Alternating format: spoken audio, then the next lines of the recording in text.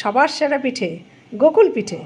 দেখুন বন্ধুরা, ক্ষীর তৈরি করেছি হাঁড়িতে, খাঁটি দুধের ক্ষীর। এরপরে এইভাবে শুকিয়ে মন্ড করে গোল গোল করে হাত দিয়ে একটু চ্যাপটা করে রাখা হচ্ছে। টকবক করে কি ফুটছে? শিরা, চিনির রস তৈরি হচ্ছে গোকুল পিঠা এই রসে ডোবানোর জন্য।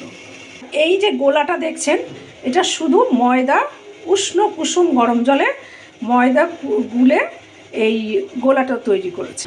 ব্যাটার সেটার মধ্যে ক্ষীরের সন্দেশ বলুন, ক্ষীরের সন্দেশ, সেটাকে আমি ডুবিয়ে দিচ্ছি। এরপরে এটাকে যখন ভাজবো এর মধ্যে থেকে তুলে আমি ঘিয়ের মধ্যে দেবো।